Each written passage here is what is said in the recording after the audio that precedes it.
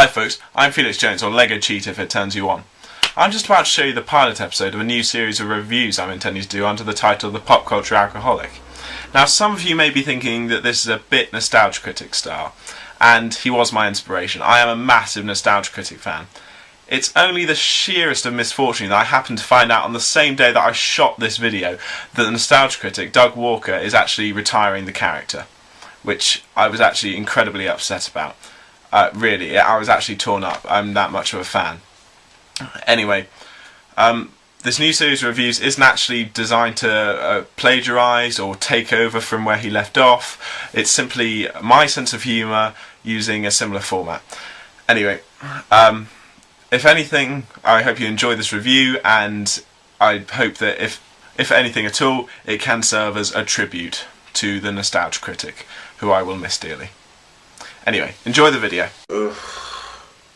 Alright, I'm the pop culture alcoholic and I'm suffering from a media hangover. Where are those painkillers?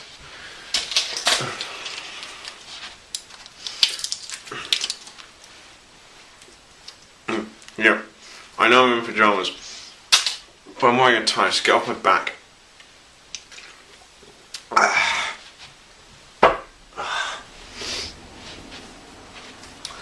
The other day, when I was hammered, I was having these sort of flashy thought type things. I think normal people call them memories. Of this sort of cartoon I watched when I was a kid, like a toddler. I didn't really remember much about it, naturally, but I do remember it was called the Steadfast Tin Soldier.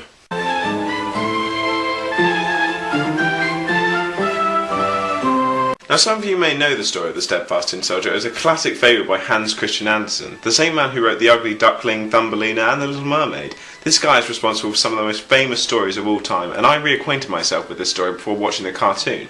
I was therefore curious to see how it held up to the original story. So I thought the best idea was to review it, and I'm sure that this retelling of the story as something that took up such a major part of my childhood will be honest and true to the original source material. So let's begin. So as the credits roll, we see this animation was made by Hallmark. Oh, this is gonna blow. We also see that this cartoon stars Tim Curry and George Newbern, who you no doubt remember from such cinematic masterpieces as Theodore Rex. My expectations get continually lower. Actually, watching this isn't tickling any memories yet. I mean, I thought this was an animation where's the Ah! Oh, it's you. Hi. Ready for today's timeless tale? Here it is. The Steadfast Tin Soldier. What the hell was that? Is that what he does every episode? What a massive waste of a terrifying puppet. So the animation begins and we see a bunch of toys coming to life. All clear.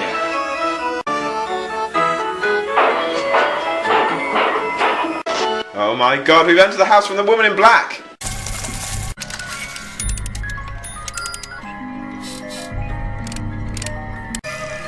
Come on. Actually, I always wondered how toys in films always come to life in a way that is physically impossible, able to talk when they have no mouth or blink when they have no eyelids and such. I mean, look at that, that's a plane! Can that talk? How do you think they converse? Oh, hey plane! Well sure, I'd love to hear a joke.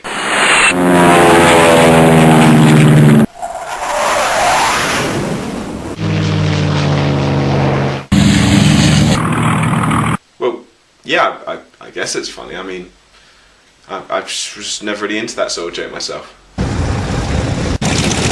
Well, yeah, I know it's all fun and games, but, you know, in these days of PC, I don't think it's really appropriate. No, I'm just saying that, I mean, we can't really go around saying those things. I mean, it's the 21st century. I mean, we're all entitled to opinion. Okay, just calm down, calm down. Look, you're a racist, man. You're a fucking racist. Anyway, all the toys gather around to see this one toy ballerina dancing. Now there's a vision to haunt your children's nightmares. The cycloptic bear is particularly terrifying. So I guess all these toys are watching it like it's some kind of sex show? Still, I can't see anybody masturbating under their coats. There you go.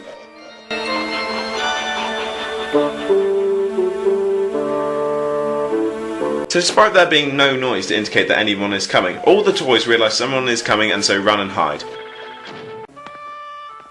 The faceless adults from Tom and Jerry come in and leave the kid a present, and we cut to the next morning. What is it? Come on, hurry, open it. Where have I seen that before? No! We're in my mother's vagina! The kids open the present whilst they move around the floor without properly moving their feet. Okay, all soldiers have now reported for duty. Except... Wow, one leg. You must have seen some action.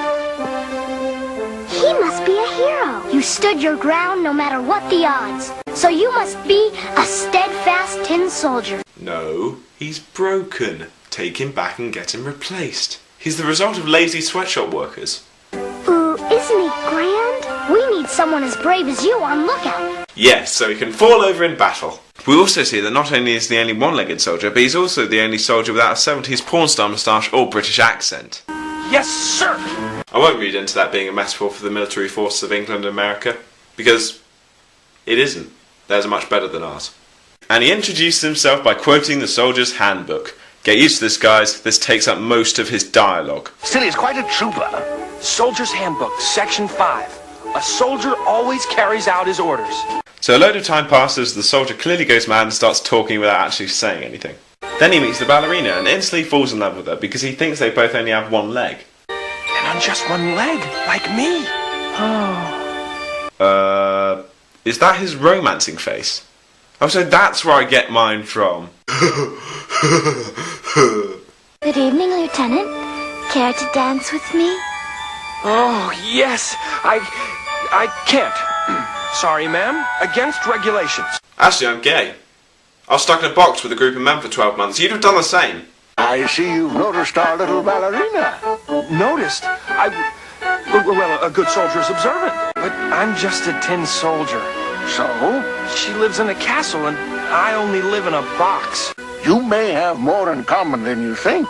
Well, neither of us are equipped with any genitalia. Oh, what would she think of me? Ah, now this song really takes me back. I have so many clear memories of Only I could. being in a room full of marijuana smoke. I am a steadfast soldier. Oh, it's a bad 90s music video. Brill. I can be brave with nerves of steel, but I can understand how she makes my heart feel. Seriously, what's with all the smoke? Are we in the fires of Mount Doom? Cast it into the fire! Destroy it! Isildur!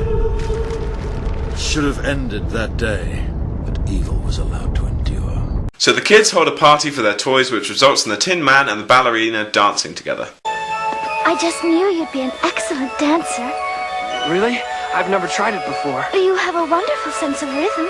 Oh yes, you repetitively hop around magnificently. But the perv is getting tired of just cranking his shaft. Stand back, tin soldier. She's mine. Go away! Oh, Jack, you leave us alone, you meanie. Meanie? Fuck, this is getting intense. Oh, so this is Tim Curry's part. Tim Curry dressed as a strange clown-like creature in the 90s. Where have I heard that before? Oh my god, I love this guy. I hope he's as funny as he was in It. You might feel I'm much too scary. I don't care. Tonight we marry. Nope. Yes, this clown-like creature has all the weirdness of the other one, without the burden of being entertaining. You may be a soldier, all shiny and new. Look out, fancy pants. That bit of editing weirds me out. I have a hard enough time wondering how his eyebrows are on his hat.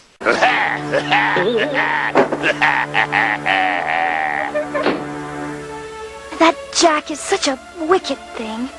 Yes, and a rather bad-mannered thing at that. And he's a coward besides. Nothing at all like you. Well, as Soldier's Handbook Section 9 states, a soldier is courteous and courageous. I've actually taken the time to get hold of this Soldier's Handbook for you. I might as well read you a few examples whilst I've got it here. Soldier's Handbook Section 15. A soldier should never be afraid to experiment sexually when trapped in cold conditions. You think your soldier boy is best? We'll see when he's put to my test. We can still hear you over here. So as revenge against the soldier, the organ from Beauty and the Beast 2 here knocks him out of the window. Soldier! That takes one tin soldier out of my life and one fair lady to be my wife. Well, there's your cover blown. These kids clearly now know that toys are living, sentient beings, and the plot will take a massive turn based upon this life-changing, mind-boggling discovery.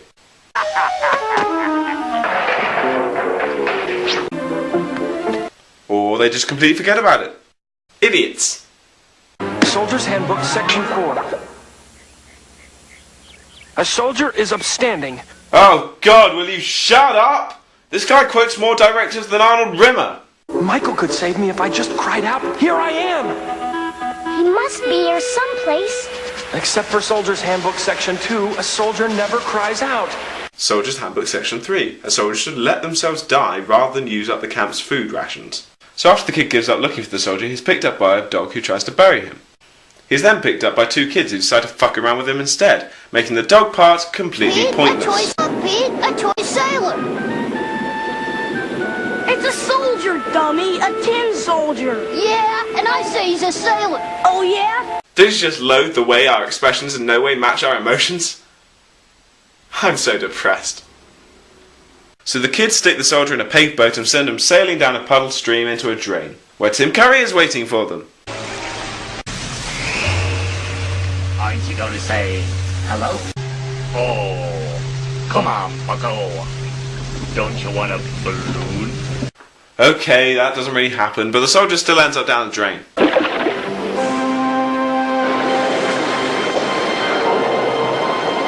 Look out! He's going to run into loads of animated rats who have done the exact same thing!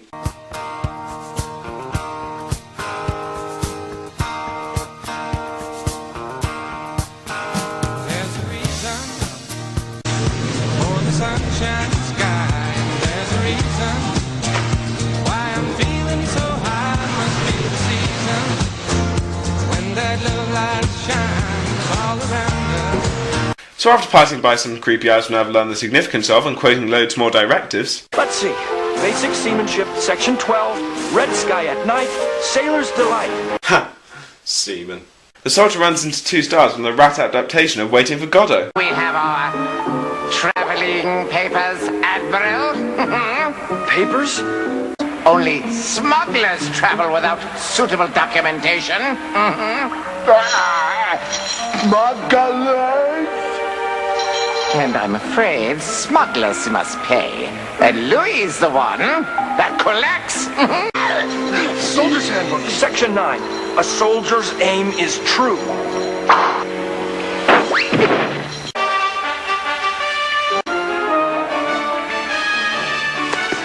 Soldier's Handbook Section 5. A soldier breaks the law whenever he feels like it.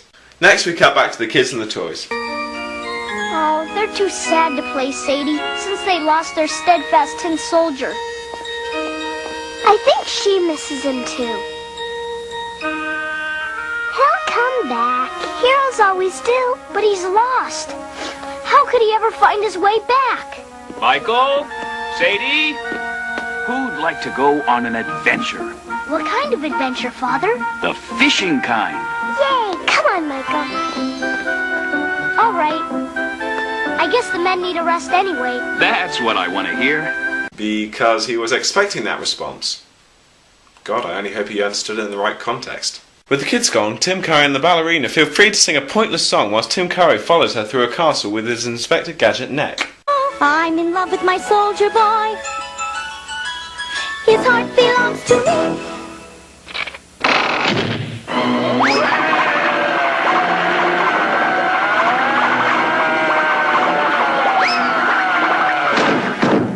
Then nothing happens and we cut back to the soldier. Well, that was pointless.